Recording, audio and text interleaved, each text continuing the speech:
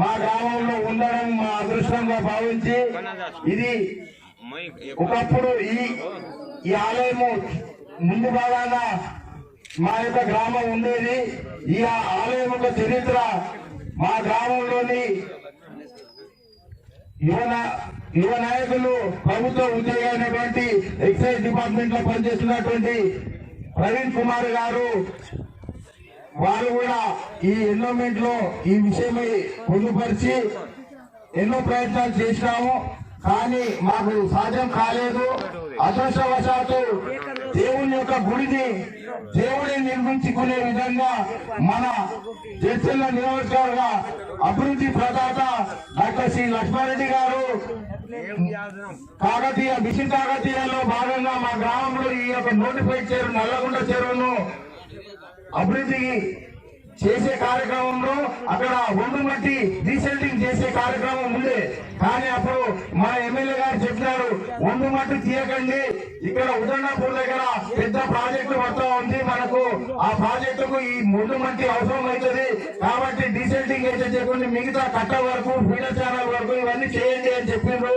అప్పుడు మేము ఒండు మట్టి ఉండడం వల్లే ఈ యొక్క శివాలయం, రామాలయం, శివకేశుల ఆలయాన్ని నిర్మించుకోవడానికి మాకు ఆ ఒండు మట్టి ద్వారానే మాకు ఒక 50% మాకు ఆర్థికంగా లాభంగా మా గ్రామానికి వచ్చింది. ఆ యొక్క శివకేశ్వరులే ఈ యొక్క ఆలయాన్ని నిర్మించుకోవడానికి మా గ్రామ పెద్దల్ని మమ్మల్ని ప్రోత్సహించినారు. కావున మీ అందరికీ మా యొక్క అవినయంగా మా యొక్క విన్నపం ఏంటంటే, ఇది దాదాపు 1,20,00,000 రూపాయల వరకు ఇది ఖర్చు అవుతున్నదని అంచనా. ఎందుకంటే శివాలయము, రామాలయము, విఘ్నేశ్వరుడు, అమ్మవారు, సుబ్రహ్మణ్య స్వామి, నవగ్రహాలు, ఈ విగ్రహాలని పెట్టడము పెద్ద మొత్తంలో ఖర్చు అవుతున్నది. కాబట్టి మేము పురాతన ఆలయం లాగా కట్టడానికి, మాకు రాతి కట్టడానికి దాదాపు 2 కోట్ల పైన ఖర్చు అవుతుంది అని చెప్పారు. అంతా మాకు సాధ్యం కాదని మేము ఇప్పుడున్న ఆర్సీసీ రూపు పిల్లర్స్ ద్వారానే ఈ యొక్క కట్టడాన్ని నిర్మించుకోవడానికి నిర్ణయించుకున్నాం గ్రామ ప్రజలందరము. కాబట్టి మా వంతుగా మేము ప్రయత్నం చేస్తాము. మీరందరూ కూడా మాకు అండగా ఉండి మా యొక్క దేవాలయము పరిపూర్ణ అయినాక మళ్ళీ మీ యొక్క కార్యక్రమంలో సర్పంచ్ యాదగిరి నరసింహ గారిని వేదికపైకి రావాల్సిందిగా కోరుతా ఉన్నాం. ఈ యొక్క దేవాలయంలో భాగంగా మేమైతే కంప్లీట్ చేసుకోవడానికి 1 కోటి పైనే ఈ ఖర్చు అవుతుంది. మా వంతుగా మేము ప్రయత్నం చేస్తాం. మీ యొక్క సహకారం, అండదండలు మా యొక్క దేవాలయానికి, మా గ్రామానికి కావాల్సింది. కాబట్టి మేము సవినయంగా మిమ్మల్ని కోరుతా ఉన్నాం. మీ వంతుగా మీకు తోచిన సహాయాన్ని మా యొక్క దేవాలయానికి, మా యొక్క గ్రామ అభివృద్ధికి మాకు అందించాలని మరి కోరుతూ సెలవు తీసుకుంటాను. గ్రామం తరఫున వచ్చిన అతిథులందరికీ, రాజాపూర్ మండలం మరియు ఇతర మండలాల నాయకులందరికీ, అతిథులందరికీ, అన్ని గ్రామాల సర్పంచులకు, ఎంపీటీసీలకు, ప్రజాప్రతినిధులందరికీ పేరు పేరున మా గ్రామం తరఫున, మా యొక్క గ్రామం పెద్దల తరఫున, మా గ్రామ పంచాయతీ పాలకవర్గం తరఫున అందరికీ సవినయంగా మీ అందరికీ హృదయపూర్వకంగా నమస్కారాలు తెలియజేస్తూ ముగిస్తున్నాను. గవర్నమెంట్ వచ్చిన తర్వాత మీ కళ్ళకు కంటి అద్దంలాగా కనిపిస్తా ఉంది. మన స్ఫూర్తి ప్రదాత జడ్చర్ల మాజీ మంత్రివర్యులు చెర్లకొండ లక్ష్మారెడ్డి గారిని, జడ్చర్ల నియోజకవర్గ శాసనసభ్యులు గారిని మాట్లాడవలసిందిగా. మా గ్రామంలో ఇంకా చాలా సమస్యలు ఉన్నాయి. ఇది వేదిక కాదు కాబట్టి మేము అడగలేకపోతున్నాం. ఈ మధ్యనే ఫ్లడ్లలో కుచర్కల్ నుంచి నర్సింగ్తాండకు వెళ్లే రహదారి ఏదైతుందో మిటల్ రోడ్డు పూర్తిగా అది కొట్టుకుపోయింది. రాకపోకలు బంద్ అయినాయి. దాని మీద కొద్దిగా మాకు సహాయ సహకారాలు అందించి మీ యొక్క ఫండ్ నుంచి కానీ, ఇంకేదైనా ఫండ్ నుంచి కానీ కొద్దిగా ఆ రోడ్లను కంటిన్యూ చేయడం కోసం సాయం అందించాలని.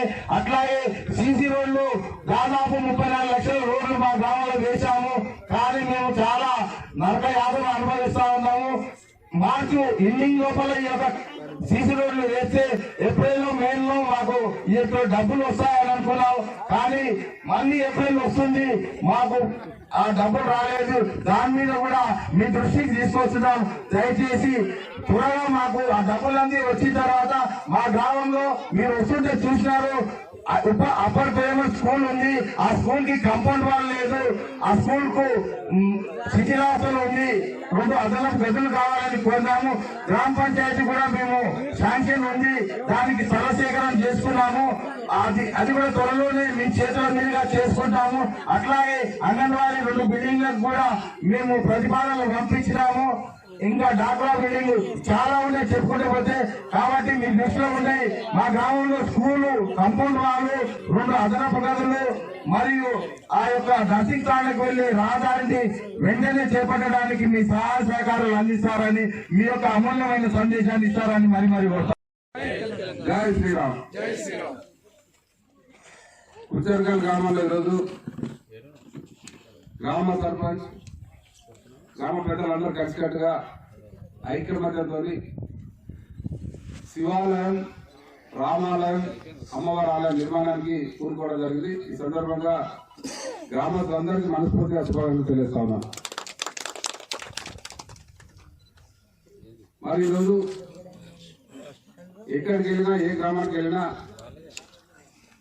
గ్రామాలన్నీ కూడా కలకలలాడుతూ ఉన్నాయి. గ్రామాల్లో సంతోషం వెలువరుస్తూ ఉంది. తెలంగాణ రాష్ట్రం కొరకు మనందరం కలిసి పోరాడి తెలంగాణ రాష్ట్రం సాధిస్తున్నాం.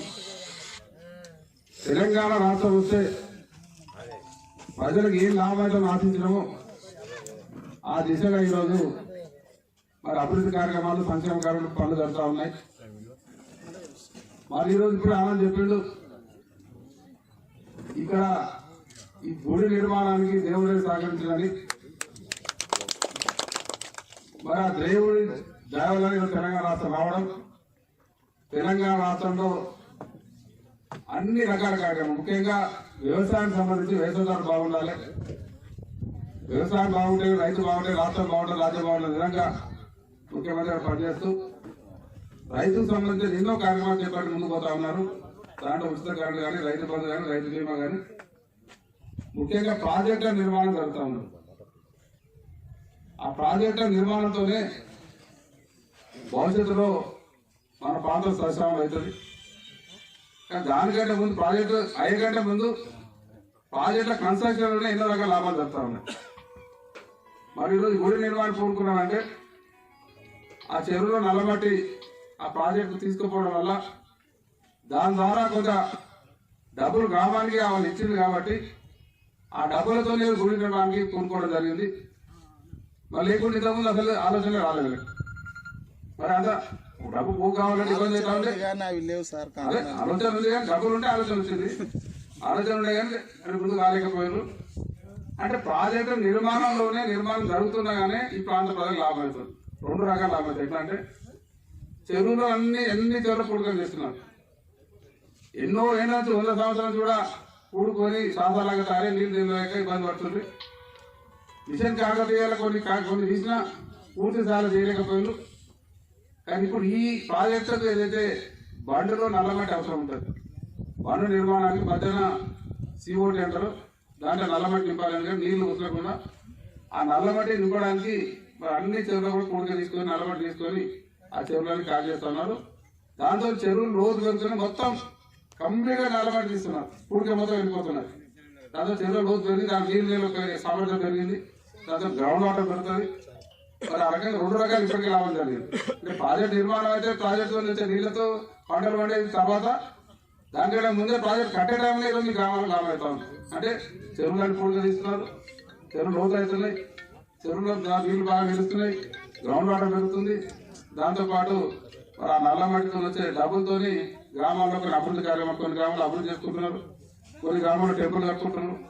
రకరకాల కార్యక్రమాలకి ఆ డబ్బులు ఉపయోగించుకొని లాభం జరుపుతాము. మరి ఈ రకంగా తెలంగాణ వచ్చిన తర్వాత జరిగే కార్యక్రమాలను చూస్తా ఉన్నాం. ముఖ్యంగా ఇది రాజకీయ వేదిక కాబట్టి ఎక్కువ దాని గురించి మాట్లాడాల్సిన లేదు. రైతులకు సంబంధించిన ఎన్నో రకాల లాభాలు జరుగుతూ ఉన్నాయి. మనం కరెంట్ అనేది లేక 24 గంటల కరెంట్ ఇప్పుడు వస్తున్నాం కాబట్టి మనం ఇబ్బంది పడతా ఉన్నాం. అంతకు కరెంట్ లేనప్పుడు ఎప్పుడు కరెంట్ వస్తుందో తెలియదు, ఎప్పుడు పోతుందో తెలియదు పరిస్థితి ఏర్పడతా ఉండే. వారానికి 2 రోజులు కరెంట్ కట్ వస్తుంది. ఎండాకాలం వస్తే రోజు 3 గంటలు 4 గంటలు వస్తుండే, అది కూడా మళ్ళీ గంటకు ఒకసారి కట్ అవుతుండే. 24 కరెంట్ ఉంటుంది. రైతు బంధు కార్యక్రమం ద్వారా పెట్టుబడికి రైతులకు పెట్టుబడి వస్తూ ఉంది. రైతు బీమా ద్వారా ఎవరైనా చనిపోతే, దురదృష్టంతో చనిపోతే ఆ కుటుంబానికి 5 లక్షల రూపాయలు వస్తుంది. ఇవే కాకుండా ఎన్నో సంక్షేమ కార్యక్రమాలు గవర్నమెంట్ ప్రభుత్వానికి ఈ కరోనా టైంలో, లాక్డౌన్ టైంలో ఆర్థికంగా ఎంత ఇబ్బంది ఉన్నా సంక్షేమ పథకాలు ఆపకుండా, అంటే పెన్షన్లు కానీ, కళ్యాణ లక్ష్మి కానీ, సాధిమౌలి ఆపకుండా డైరెక్ట్ ప్రజలకు అంచనా చేస్తాం. ఇవన్నీ చాలా కార్యక్రమాలు చేస్తాం. ఇంకా ముందు భగవంతుకు పోవాలా, మరి ఇంకా మనం ముందుకు పోవాలి. అయితే బంగారు తెలంగాణ కూడా దిశగా ప్రజలు అడుగు ముందు వేయాలి. ప్రజలంతా సంతోషంగా సుఖంగా ఉండాలి. మరి ఆలయ నిర్మాణాన్ని కూడా మరి మీరందరూ కోరుకున్నారు. మీ దగ్గర కొంత డబ్బు జమ అయింది. దాంతోపాటు దాతలు ముందుకు వస్తా ఉన్నారు. మీరు నిర్మాణం చేపట్టండి. దానికి అవసరమైన పూర్తి సహకారం మేమందరం వేదిక అందరూ కలిసి మీకు అందరూ కూడా పూర్తి స్థాయిలో మీకు సహకారం అందిస్తాం. మరి ఎండోమెంట్ కూడా మీరు అప్లై చేసుకోండి. ఇప్పుడున్న మీరు అమౌంట్ కొంత డిపాజిట్ పెట్టేసి అప్లై చేయండి. దానికి ఒక ఎండోమెంట్ అప్లై చేద్దాం. మన పర్సనల్గా మనం దానికి సహకారం వచ్చి మొత్తానికి ఈ ఆలయ నిర్మాణాన్ని పూర్తి స్థాయి మనం కంప్లీట్ చేసే విధంగా భావంతుగా పనిచేసి మీకు సపోర్ట్ తెలియజేస్తూ, అభివృద్ధి విషయాలకు వస్తే ఇప్పటికే చాలా అభివృద్ధి ఈ 5-6 సంవత్సరాల్లో చాలా అభివృద్ధి జరిగింది. మీ ఊరికి రోడ్ ఎట్లా ఉండే మీకు తెలుసు. రాజాపూర్ నుంచి మీరు ఊరికి రావాలంటే చిన్న రోడ్ ఉంది, యాక్సిడెంట్ అవుతుండే, వంకలు ఉండి ఇబ్బంది పడతా ఉంది. దాన్ని డబుల్ రోడ్ అప్పుడు సాంగ్ చేసి డబుల్ రోడ్ కంప్లీట్ చేసినాం. దాంతోపాటు ఆ రోజు సీసీ రోడ్ కంప్లీట్ అయినాయి. కొన్ని కమిటీలు ఇచ్చినాం. ఒక స్కూల్ బిల్డింగ్ కానీ, స్కూల్ కాంపౌండ్ వాళ్ళు చాలా పెండింగ్ ఉన్నది. మరి మనకు వచ్చిన కొద్ది టైంలోనే తెలంగాణ వచ్చిన 5-6 సంవత్సరాల్లో మ్యాక్సిమం డెవలప్మెంట్ అయింది. గతంలో 5-6 సంవత్సరాల నుంచి లేని 60-70 ఏళ్ళకి కాని పనులను కూడా ఈ 5-6 సంవత్సరాలు చేసుకోగలను. ఇంకా ముందు తప్పకుండా అవన్నీ కూడా చేసుకుందాం. ఈ యొక్క స్కూల్ బిల్డింగ్ శాంక్షన్ కానీ, కాంపౌండ్ వాళ్ళు కానీ నామతో తప్పకుండా సాయంత్రం చేసి సాంక్షన్ చేపిస్తానని, నర్సింగ్పేట రోడ్డు కూడా సాంక్షన్ చేసుకుందాం. ఒకటి మీరు అందరూ అర్థం చేసుకోవాలి. లాక్డౌన్ సందర్భంగా ఈ కరోనాతోని ప్రభుత్వానికి వచ్చే ఇన్కమ్ చాలా తగ్గిపోయి అది చాలా రకాల ఇబ్బందులు ఉన్నా అది సంక్షేమ పథకం రావట్లేదు. 1000 కోట్ల రూపాయలు రెగ్యులర్ సంక్షేమ పథకం ఇవ్వడం జరుగుతూ ఉంది. అట్లాగే దేశానికి మన దాదాపు 7,000 కోట్ల రూపాయలు రైతు బంధుకు కేటాయించడం జరిగింది. తొందరగా రైతుల ఖాతాలోకి రైతు బంధువు రావడం జరుగుతూ ఉంది.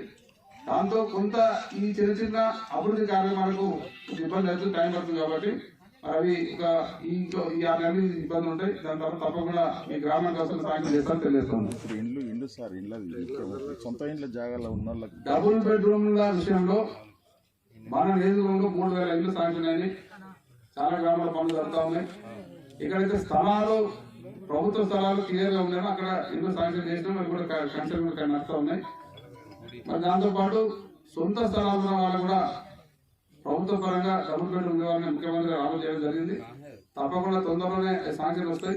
మరి ఆ ప్రభుత్వం శాంక్షన్ ఇచ్చినప్పుడే వీళ్ళందరూ ఎక్కువ ఇల్లు మీకు ఉచితంగా ఇస్తారని మాట్లాడుతూ